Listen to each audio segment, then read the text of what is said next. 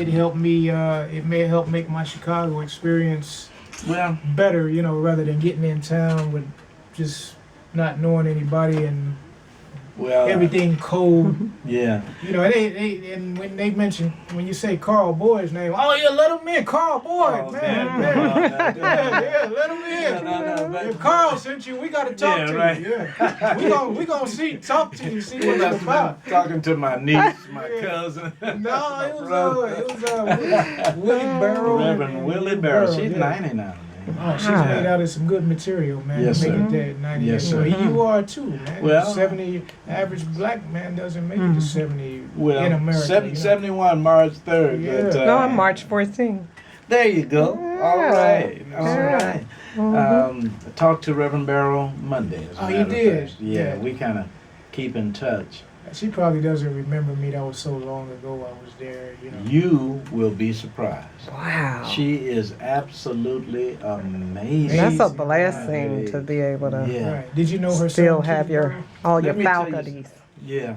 Did you ever hear Keith sing? Oh, man. You know you Let want me- to be loved. let me tell you Remember that something. song? You know you want to be loved. Keith Yeah.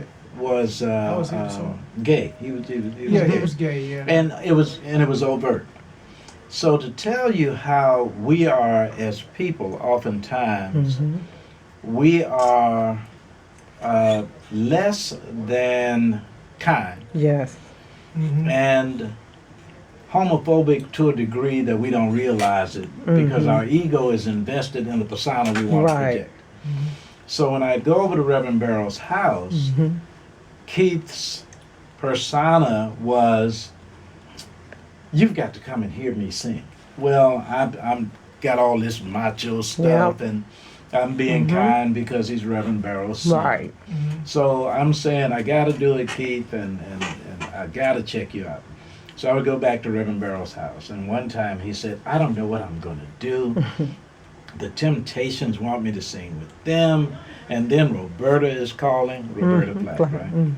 So I thought, Reverend Barrow, out of respect to her, there are those who probably court Keith, and he probably has some talent, no doubt, but Right. I was upstairs at Push headquarters, and there was a voice coming from the auditorium and playing the piano. And I said to somebody can sing, and they said, you ought to go down and hear that, brother. So as I got closer to the auditorium, you've been to Push headquarters. Oh, yes, many times. I'm coming down, and then I heard the voice, and I said, I don't know who that is, but they can sing. Yes, man. He had a smooth falsetto. And when I went down, he said, come here, sit down. And I sat down next to him, and I said, my goodness, I could see the temps. Want it. On him. Oh, I mean, and the interesting thing about Keith is Roberta had lost Donnie. Oh, See, yeah. Donnie came in, we were on the same label, Curtom label. Remember Eddie Thomas and Curtis Mayfield had Curtom label. You mean lost him in life or lost Life. him in labor? Yeah. In Do life. you believe he really died that way? There's questions that I'll tell you, that he really didn't make that jump. He was Yeah. forced to jump. I don't know, but I do know that he was troubled. He was came to the troubled, club. okay. And we said, hey, our people, hey, Donnie, what's going on? And Donnie shook his head. He said, man, I know I got a hit and they won't let me out. And that was in the ghetto.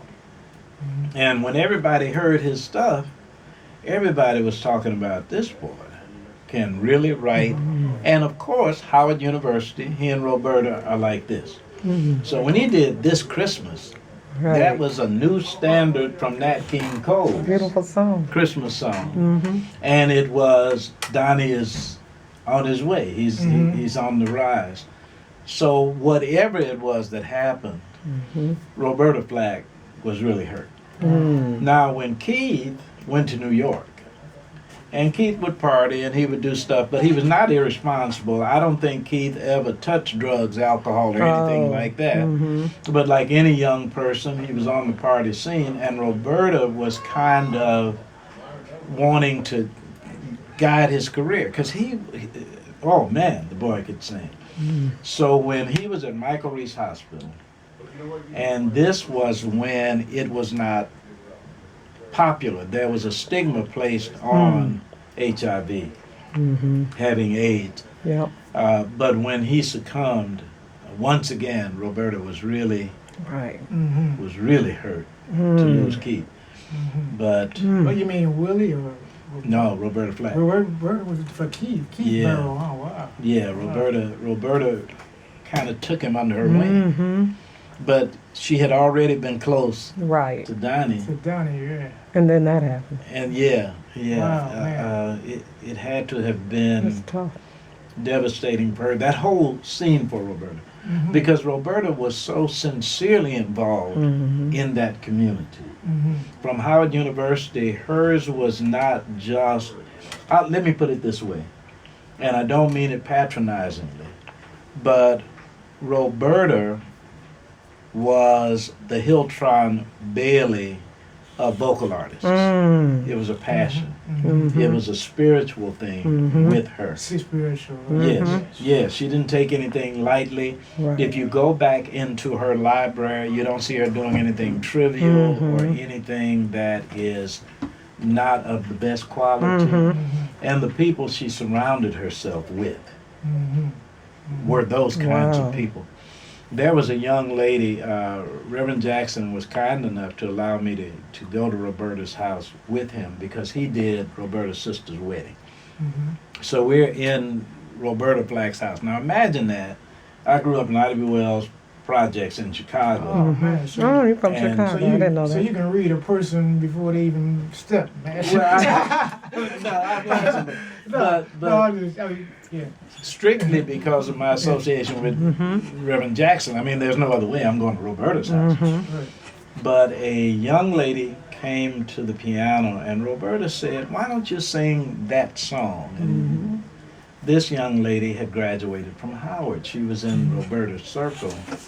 And I wish I could remember her name. I'm going to Google it. I'm going to find it. But this young lady went across the country singing gospel. And it was the Roberta attraction. She attracted Right. that kind of person. Right. And to be honest with you, it appeared to me, and I could be wrong, that she was less prominent after Keith's death, and I won't say it was because of Keith, Right. but she could have been as out front as anybody in the business. So I don't know why she didn't project even more, but it might have worn her down a little bit. Yeah. Did you know Billy Preston? Did not know Billy Oh, Preston. okay. Now, did you? I knew Billy. He sang at my wedding. Yeah, he sang at his Well, wedding. you knew Yeah, it. yeah. That's And he outstanding. didn't even charge me, man. Get out of here. No. Well, I guess he wouldn't have. Yeah, he said you just like me as a person, man. And said, Isn't that good? I said, "Are you sure you're gonna be?" He said, "You just make sure you there." Now, that's That was Yeah, beautiful. You hear this community he's Yeah, talking yeah. about? So this is right outside Operation Push when I first met my Oh. and then years later, I photographed him getting a star. And you know, you just You recognize anybody in that photo, Jeanette? That push. Jesse Jackson. No, not Jesse. Muhammad Ali. Let me see, and I see you behind it. Is that you? Oh, not me. It No, looks no, like no, you, no. Mr. Boy. Who's No, that? no. Who's in the middle? That's not. I don't know. yeah, that's me. That's not. Yeah, I had a. It's so young. I was Look at it. 21 years Who old. took this picture? It It looks like you, guy Mr. named Boy. Buck. Who is that? No, I never took a photo with Jesse. Who is that? Well, Oh, you wanna see it? not on Yeah. purpose. Do you but know who that is? Where about him? Right behind you. I don't. He's like Let's some. He worked. Mr. Boy. I thought he was in some Look at that. security around there or something. He might have been with Black Men Pushing. Might have been. You yeah. don't recognize him? I wasn't there at that time. I had already left Reverend Jackson at that time. Had already gone. That Let me see it again. That's me you, and huh? Shaq. Look out. Get out of here. And this is me and R. Kelly right here. He's a Chicago and Yep, sure enough. Without a I was doubt. You were everywhere, weren't Oh, you? that was the term that everybody used on me. Man, you be Everywhere. everywhere. The ubiquitous. Yep. Let me see if I find some Oh, it's funny. more Now, this is a photo that the wife didn't want me to take, but because I admired how he made it to the top of his profession, I was determined to get the photograph. Let me find it. Richard Pryor. Here it is. He was sick at the time. He died. Eddie Griffin was Eddie Griffin's idol. And Now Eddie, yeah. and he was, he was in a what they call that vegetated state. Yeah.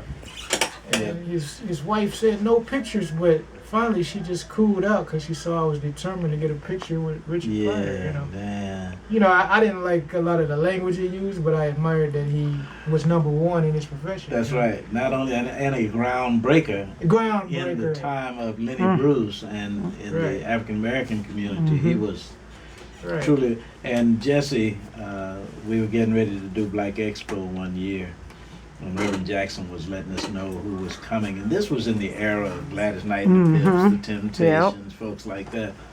So he said, now I am Reverend. You do understand, I am Reverend Jesse Jackson, but I want you to know Richard Pryor is coming for Expo.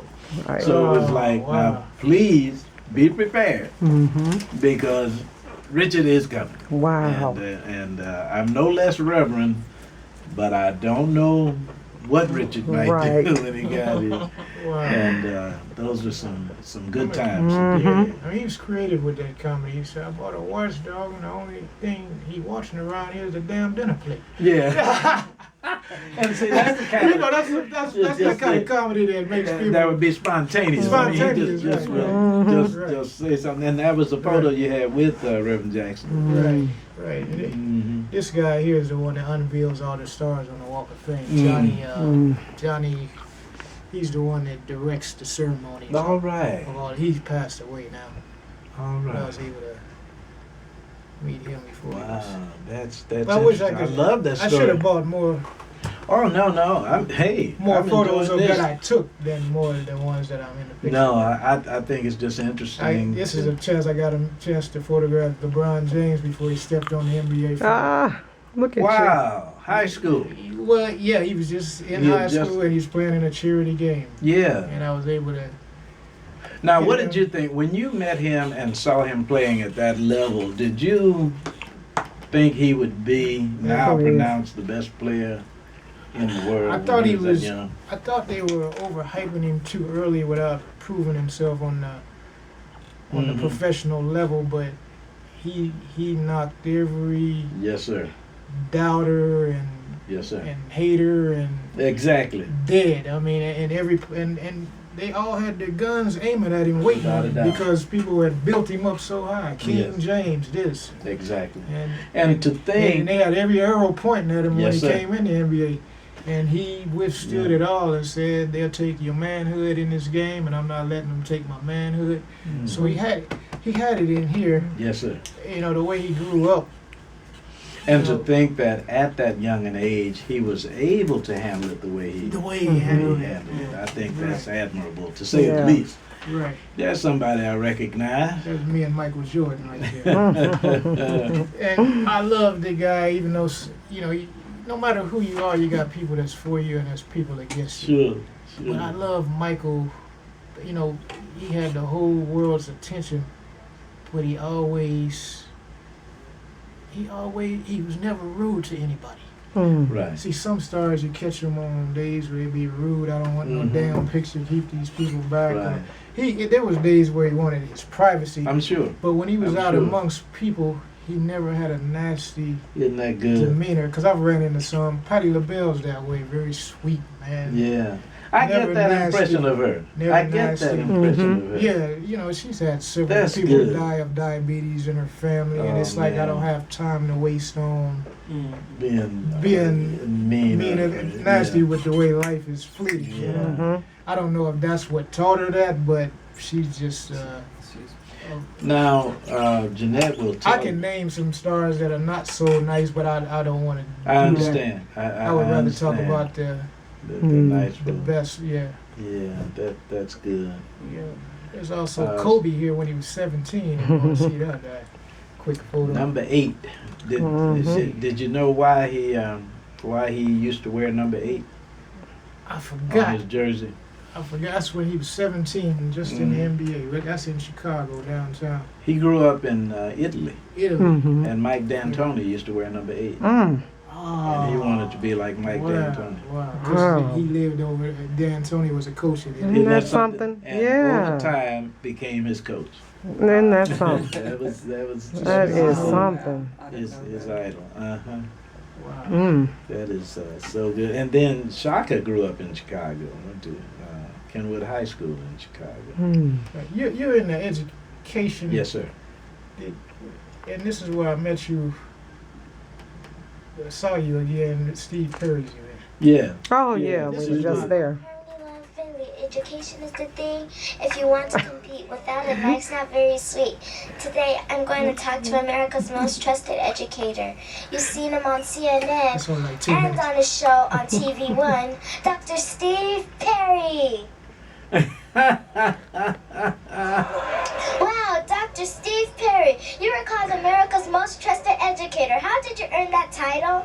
I don't know the title.